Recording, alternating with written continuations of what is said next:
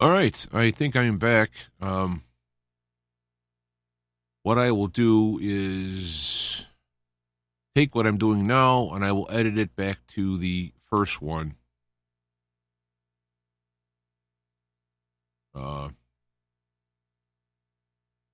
And see how it goes. There's no reason on earth why this would have happened. But nonetheless, here it is. So let me take a minute to update this.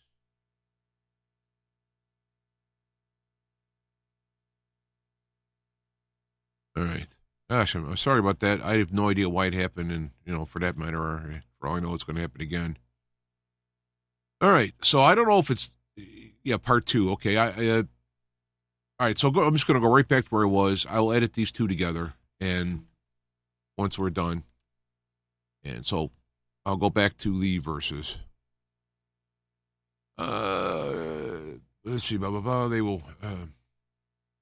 Nation rise against nation, kingdom against kingdom, and there'll be famines and earthquakes in various places. But all these things are merely beginning of birth pain. Now, again, what I do when I look at this is I there's a literal, and then there's a principle. The principle is universal and through various cycles throughout history and various cultures. And so I kind of look at it like that, but I don't leave out the literal parts of it. So yeah, nation will rise against nation, kingdom against kingdom. These things are merely beginning of birth pains.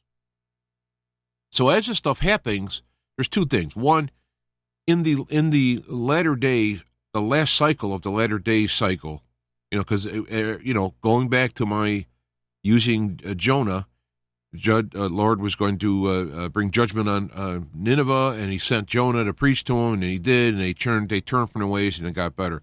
Well, those cycles keep happening both locally, and now we're going into a world cycle. So as this goes, there's a linear aspect of it. Like first you'll see this, wars, rumors and wars, nation rise against nation. You'll see those things that's starting to escalate. Then they will hand you over to tribulation and kill you. You will be hated by nations for my name. My name being Christian and being the principles that Jesus taught. So when you look at this, we'll hand you over for tribulation and to kill you, and you'll be hated by all nations because you follow my principles. Because you cite my name as your teacher and savior, because those principles are anti-evil, and you won't be liked for that. And at that time, many will fall away, and they will betray you, betray one another, and hate one another. And so some people aren't going to be able to handle that when they put you against the wall and say, you have to do this, or you will lose your job, your house, or whatever. Then they will give into that. And as a proof of their commitment to this evil, they will start turning in family and friends to prove their support. Excuse me, I'm going to have to drink something here.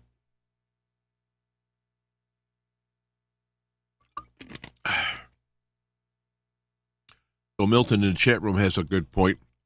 The criminal world and the government are one and the same. So these things will happen, and this is what I think we're going into. And so rather than worry about this, I'm trying to watch it unfold, and I'm trying to see how these warnings are manifested in reality.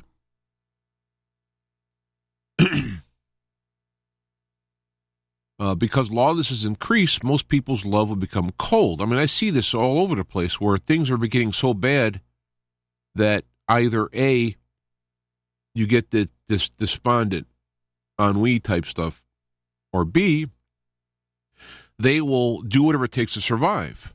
They get callous. Their love becomes cold because of the hardness of the world, and what they have to do to get through it, what they normally would not have done, they will do.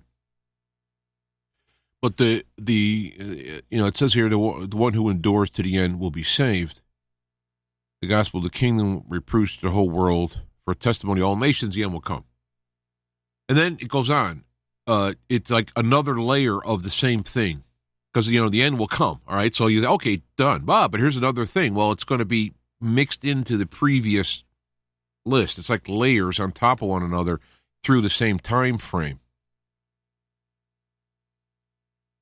When you see the abomination and desolation spoken of Daniel the prophet in the holy place, let the reader understand. Then those who are in Judea flee to the mountaintops. Now, I would say, that would apply at the time this cycle happened locally in Israel, in Judea. Okay. But I would say, let the reader understand, let us understand the principles of the abomination of desolation in a holy place. Okay, so you have the spiritual, or you have the religious connotation of an evil person standing in the temple, which happened in the first century, and the razing of the temple, just tearing it down. You can have the Antichrist standing in the temple that they talk about, but I think it would apply to any areas of, we'll say, whether it be churches or even governments, when you have places of honor and holiness in terms of when you're running the government, you're supposed to be helping, serving the people, and now you're going to use it to make money and do evil and kill and, all that stuff. So when you have the leaders, the oligarchs, and eventually going to one, it would appear, standing in these holy places, flee to the mountains. Now, I would say instead of flee to the mountains, like there's not a lot of mountains in Chicago, does that mean I should flee to the Rocky Mountains? No, it means that you should flee to the mountains, get prepared, and protect yourself.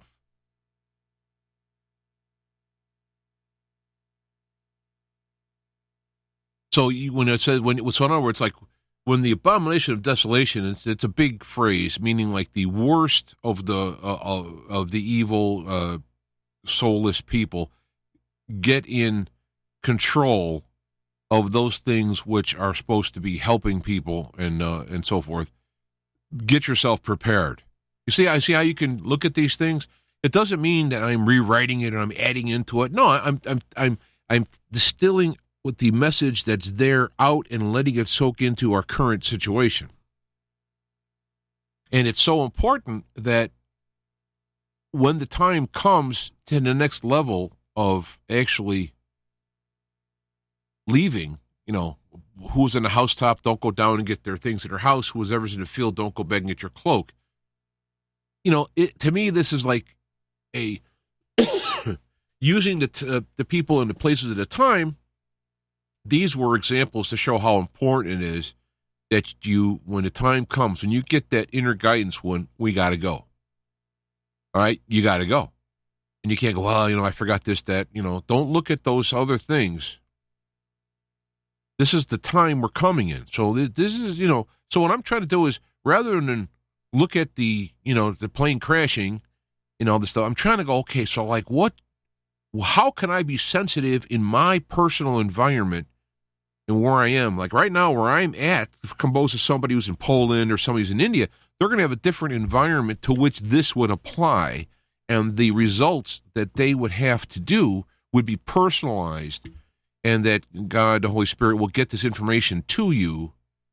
When you understand that principle, when the pieces fall in place at your place, it'll be obvious to you. Things that have happened in my life that I don't like to get into too much detail, not that I'm overly private or whatever. It's just that the people of the world can use things that are said they can misrepresent them and so forth. But there are certain things that I have done, never been interested in, never been involved with. And all of a sudden, we'll literally wake up and go, I got to do this, and be prepared for protection. And it was it. Boom. Right? One of the things I can tell you about, because I didn't stick to my original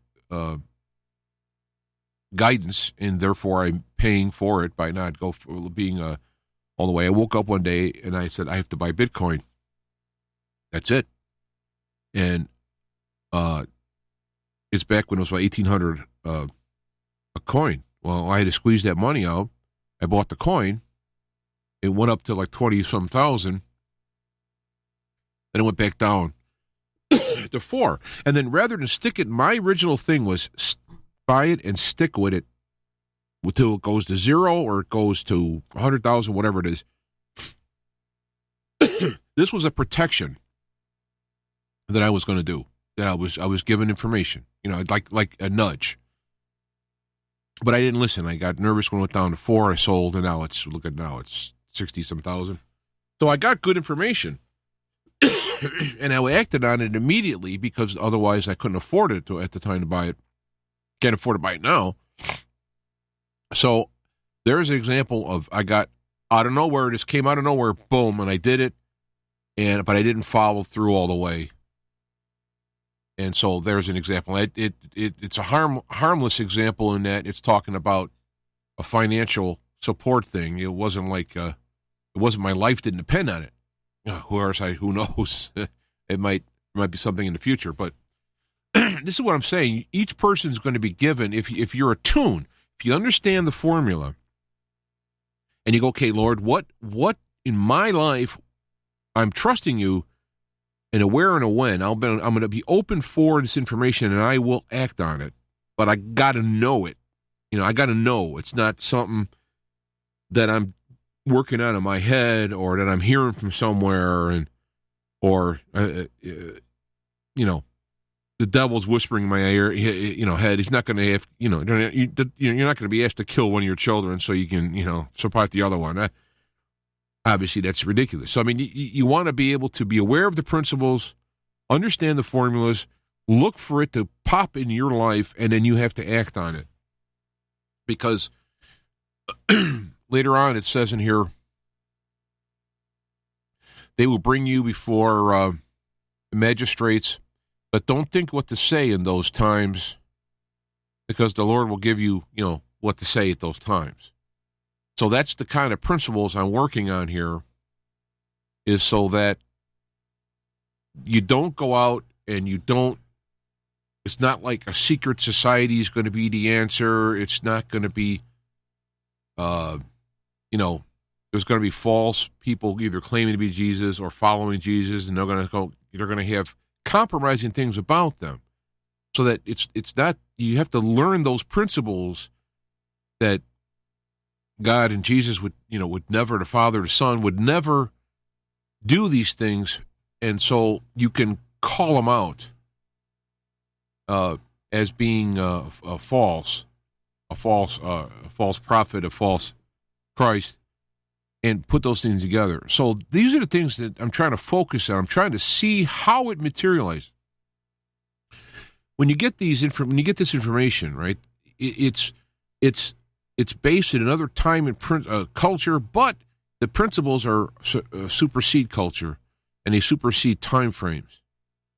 So what you want to do is learn the principle, which is timeless, and let it filter into your time in life at that moment. Don't force it into it. Don't try to make it fit because I got this idea here I want it to happen, so I'm going to go into the Bible and find ways I can justify it. That's not what I'm saying. But immediately after the tribulation of those days, the sun will be darkened and the moon will not give its light, and the stars will fall from the sky. The powers of the heavens will be shaken, and then the sign of the Son of Man will appear in the sky, and then all the tribes of the world will mourn, and they will see the Son of Man. Well, what's interesting about that, I would not be mourning at that point, and I'm a tribe of the earth, I guess, in some way. So it must be that these tribes are going to be united in this globalist system, so they're going to be anti-Christ. They're going to be doing evil stuff. They're going to be trying to run this globalist system. And then when they think they have all this power, they got the voting machines and the money and the weaponry and the tortures and all this stuff. And then when the sign of the Son of Man comes in the sky, it's like, and they'll mourn because with all their power, man, they're going to be powerless.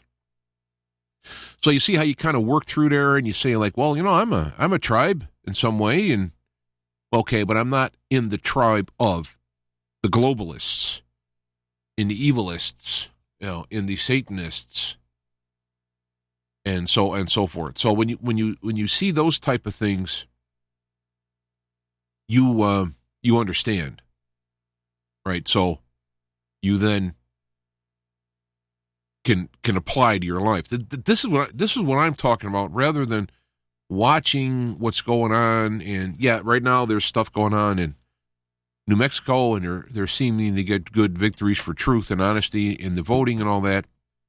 And that's sure, it's possible that will give evidence to now force other courts to look at it and other things. And yeah, this could all come out. How it works out in the end, I don't know, but I'm not really focusing on that, because evil at this point, if we're really talking about the devil has been thrown to earth and his time is short and his anger is great and all this stuff, he's a lot smarter than us, and he's manipulating a lot of people.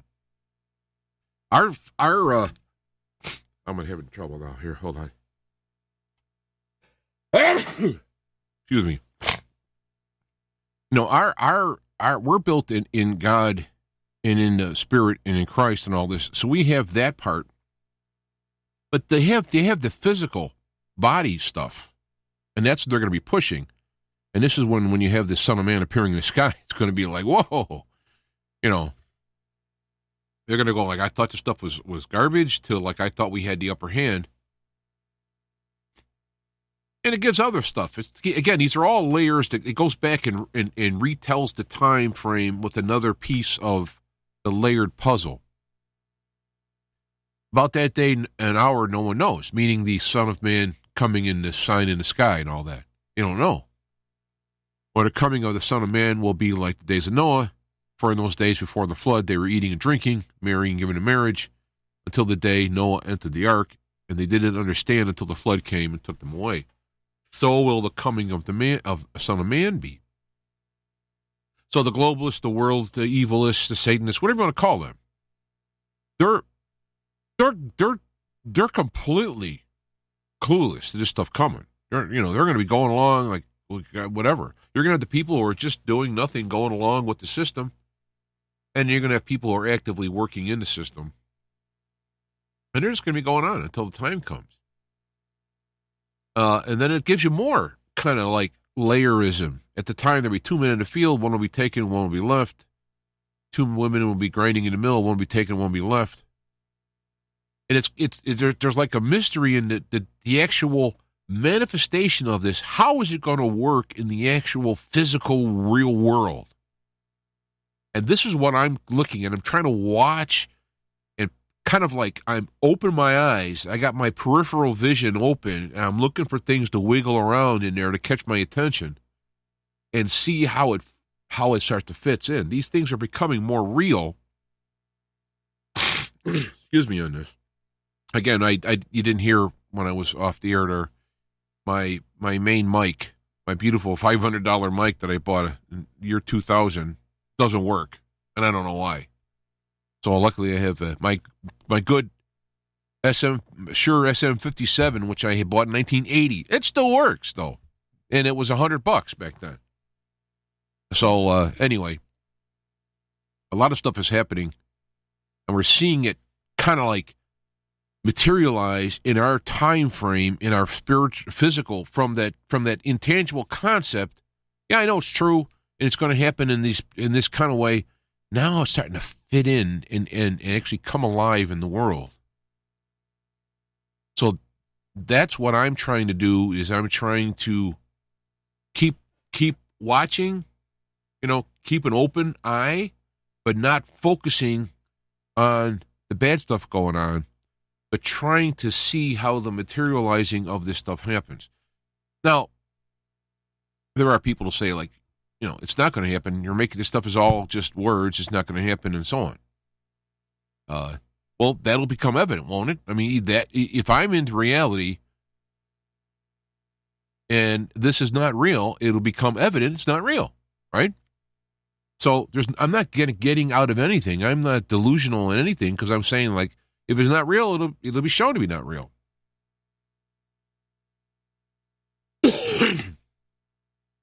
I'm sorry for all this coughing and everything like that. My allergies are terrible. So I think Matthew 24 is really the thing to watch. Now, Revelation, yeah, the pre-trib raptional doctrine I don't agree with. I'd like it to be true. I got no problem if we get pulled out of here before it gets too heavy. That's fine. Me, got my vote.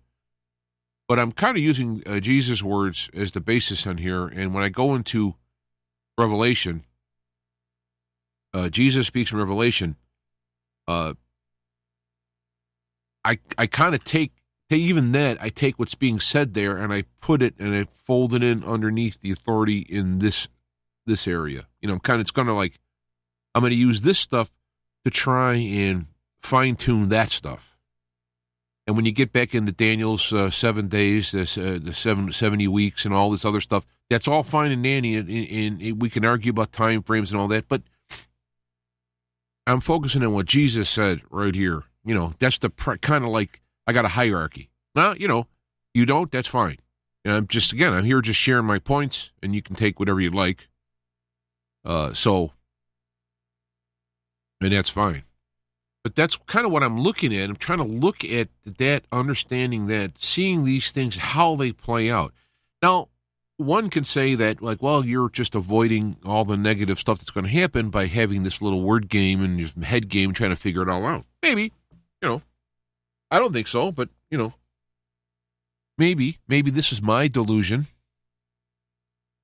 But I want to be able to, in this country, the way it was founded, we're supposed to be able to have our delusions and illusions as long as we don't harm other people. And, for example, what I want to do is not have to have some experimental biologic forced on me when the odds and numbers, which are real science and real math, tell me I'm pretty safe. Not to mention my own personal immune system has been pretty good. Probably because I haven't been taking immune system altering stuff for decades, have not. And I've been having, trying to do some organic and some supplements and stuff like that to try and help my immune system, not cheat it and manipulate it. So I guess this is the point I'm mentioning here, is that there's a lot going on, and if this is the latter days, and Satan has been cast out, and he's on his last throw, if you will, and he's going through this, it will become evident, because there was, as we resist, things will get worse, and they'll become more obviously that they're wrong. Now, I just saw an article that Fauci said that it probably have to have masks will be permanent. I mean, how ridiculous is that? How ridiculous is that? That the mask will be permanent. The masks are there because they're the American burqa. They're the oppression, the little reminders that we're under their authority. And when they see us walking around with the masks like outside, or even worse, like in the water, they're going, see how we control those people? We tell them what to do. We make up the science stuff, and since they're so uneducated or fearful, they'll just do what we say. But one thing about power is there's never enough of it. The idea of somebody wielding power means you have to wield it. I mean, just by the statement, wielding power means actively pushing that power out there, not just having it, not just having the legal or arbitrary right, power to do something. Having it does not matter to the evil person. You have to push it. And once you have everybody wearing masks, right, now what do? You got to push it further. And, of course, the people who won't wear the mask will allow them to push them. But the people who comply think, well, if I just comply with these things, I'll be off the radar. A little bit. But you're also going to be hated and disdained by them because of your compliance, so that when the time comes for you, just get pushed to the side. So when you look at the idea of right now we're being tested in terms of eternity for those who comply in these principles, again, it has, I lost where did it go? Where's the slide?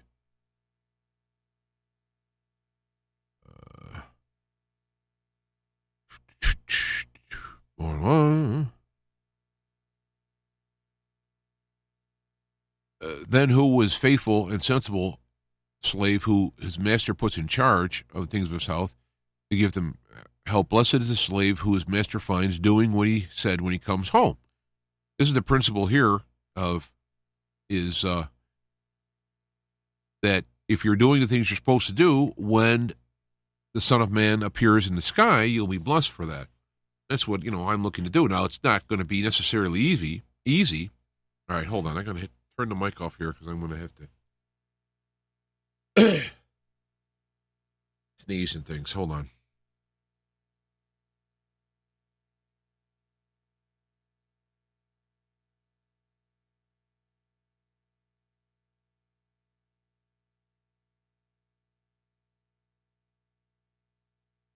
You're glad you didn't have to hear all of that, I assure you. So again, what I'm looking at is what information is coming to me personally that I need to apply in my life, both protection from the evil and for maintaining my health and my mind, my connection with God, and all this stuff. Because when we go into these times, it's like having a radio for communication. And your phones go out, the power goes out, you pull out the radio, it doesn't work. Well, that's the whole point of having the radio or having a stash of food or funds. If you have a hurricane and you're power out for 2 weeks, you got a generator with some fuel. Well, if it doesn't start, that's the whole point of it. So what I'm offering as what I'm doing, put it that way, and by virtue of that offering, you might consider your version of it, is to be able to get myself aligned with God and the Spirit to be able to get the information personally that I understand. Now, sometimes the information doesn't come like a voice going, hey, go over there. I'm not saying it doesn't. In my case, it isn't, but there's a knowingness and there is a depth of an idea that remember I told you about the Bitcoin. I woke up and I just knew this. There's other things I've done too. I just knew it. There's no doubt in my mind, and I've changed the position on something, and it's no doubt in my mind, and it has been some of the decisions that I've made and stuck with. It has been shown to me over and over again why, and it came to me early. It came to me outside of the necessity of it, and now because those things are in place. So learn to hear that still small voice that will guide you out of all of this or keep you through it or what have you. Kind of learn that. I'm not saying you don't get, there's the preppers with the food. I'm not saying not to do that. We are living in the world. I'm saying that if you have that inner connection, it's subtle and yet powerful, that when the information comes, it'll be timely, very timely, and it could be the matter of, life or death, etc. That's what we need to be preparing for, along with the other things, so that, a person may be called to prepare for food or weapons or something. They may be called to do that. That's their piece in the puzzle, whatever it is, to become maybe trained in first aid or what have you. There's various pieces of the individual little groups that will be together. We all do our part. We find out what that part is and so forth. Because the results are going to be either the world crushing you, you're being crushed by the world, or if you end up doing the wrong things to save your skin, you're going to end up facing the Son of Man in the sky and being, oh no, and burying yourself and asking the mountains to fall on you. You see, this is what we're trying to do here. That's how I look at it. That's why I don't have a lot of time to I don't have a lot of time to deal with some of the things that are going on. It's just I don't have time for it. I don't want to see it. There's propaganda on TV and all this stuff. I don't want to sit and talk about, and this show said this, and this show said that, and this is wrong here. I don't got time for that. I'm beyond that. Thank God. I'm not in that loop. I'm not caught in that mess. And there's other people doing it. So, I don't do it. But I guess what I'm thinking of is trying to get away from some kind of doctrinal, legalistic view of how the end will unfold. We're going to tell God it's going to happen this way, A, B, C, D. And that's just not going to happen like that. Just by me putting it that way, you would see that we're telling God how it's supposed to be. And it's going to become more evident in understanding the Bible is true. The stuff that wasn't corrupted anyway. I'll refer to The Holy Virus by Lionel Parkinson, holyvirus.com.org, I think it is. Or not .com. You can find out what I mean by that. I'm not going into it. And that's why I find that Jesus' words is probably the most correct, accurate, preserved out of the Bible because of the people who preserved the sayings that were then incorporated in the narratives. That's why I stick to Jesus' words. So that's, I guess that's what I'm saying here. Is I got to figure out now how to put these two together. It's going to mess up my YouTube uploading and all that stuff is going to be all fun. Maybe I'll just leave it in two parts. It might just be easier to leave it be.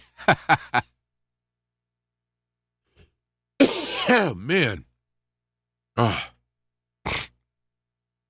have a lot of trouble with the allergies compared to years ago, so I don't know if that's a component of aging or what.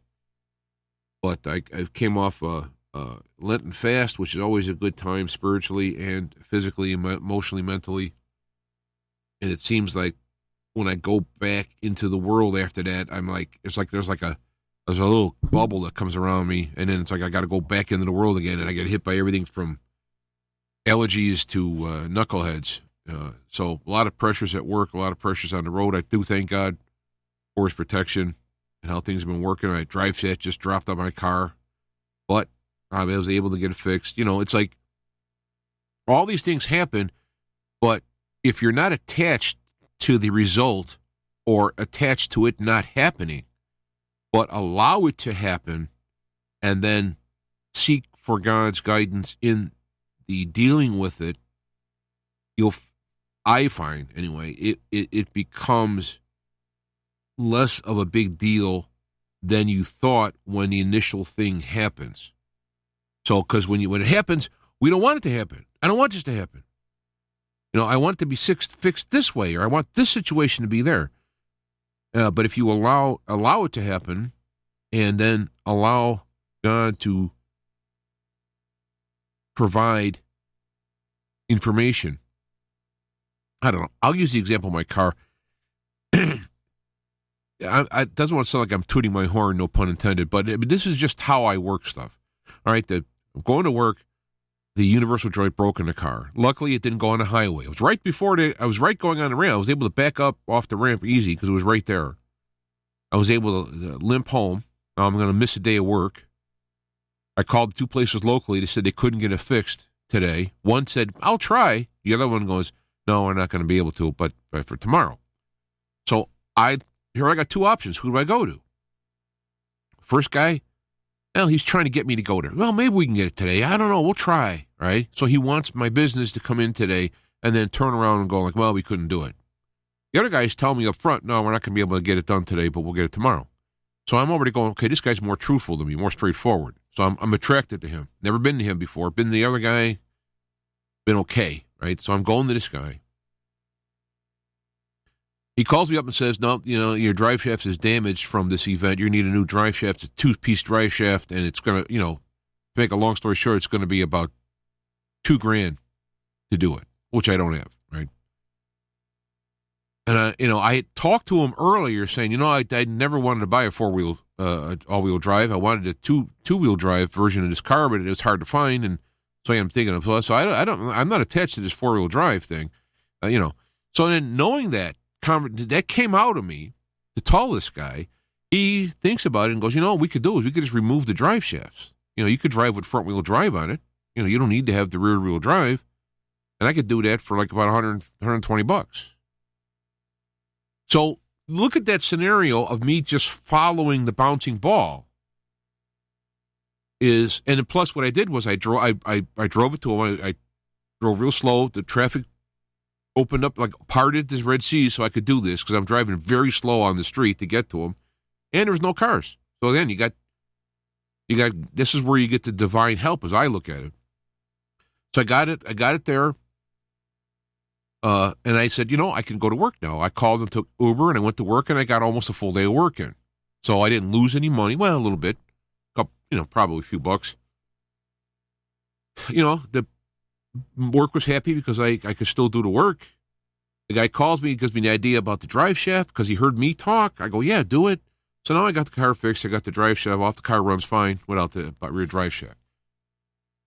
But I had to not be attached all along the way. First off, I didn't want it to happen. Then if I would have been attached to repairing it back the way it was, it would have cost a lot of money and taken many days. So now I'm going to get to work. I had to take my motorcycle to work on Friday. It was 42 degrees. So 42 degrees to go to work, and then it started raining once I got there. And it wasn't rain. There was no rain in the forecast. It just appeared in the sky where I went. I'm like, come on. But I got there in time. I covered the motorcycle. The rain was gone when I went home. You see how it all worked out. And now it only cost me $130 for it, and the car's working. Now, would I have liked it to not happen at all? Sure. That would be my joy, my thought, But, again, who knows if this was just, it just happened, it was his time, or, the devil helped it along to crush me, to kick me down when I'm kick me down.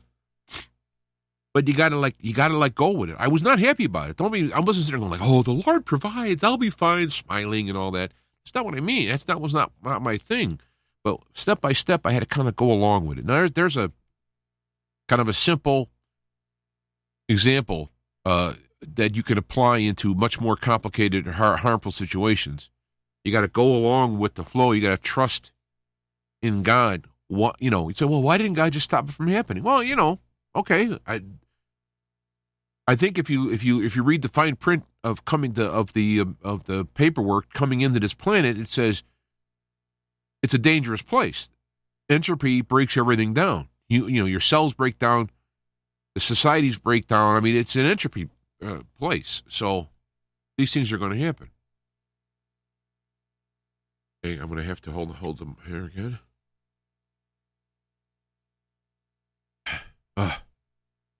Allergy is just crazy. I don't want to take medicine, so I'm taking over-counter stuff once in a while, and it'll last for a few days. So, all right, I think you guys all get the point. What I was saying, hopefully that's helpful some way.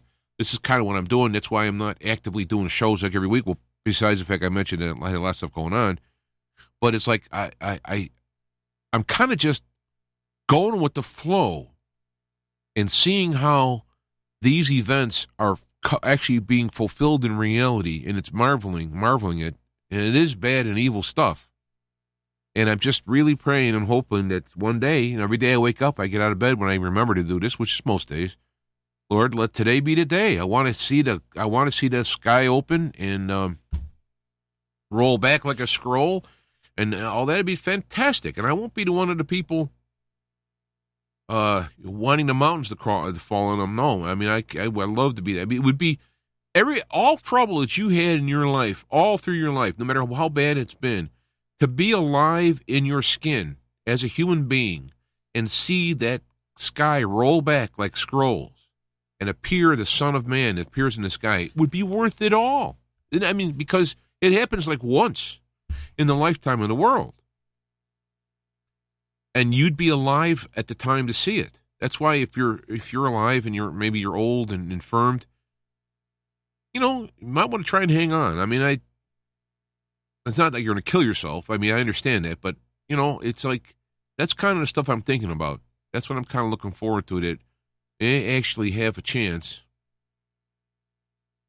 to see this stuff happening. So, all right, I'm gonna call it a wrap. Thanks for the people in the chat room, Kanita, Kelly, Milton, Every time I think of the word Milton, I think of Milton Bradley with the toys.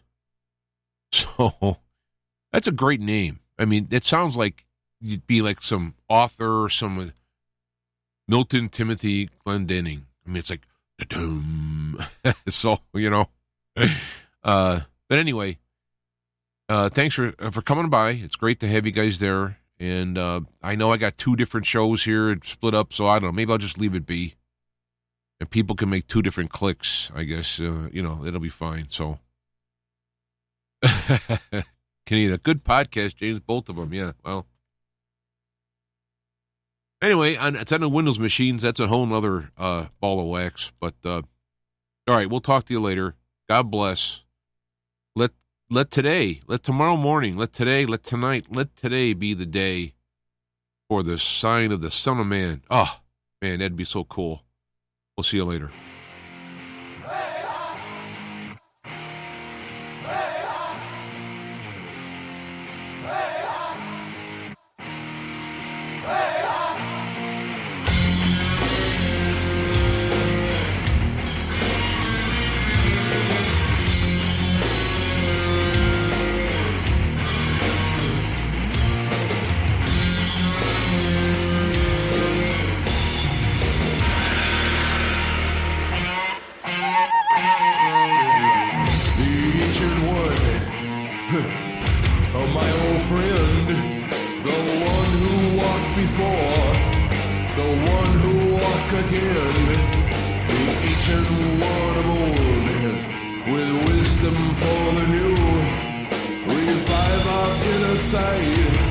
Retell your timeless truths. Oh, it's your word.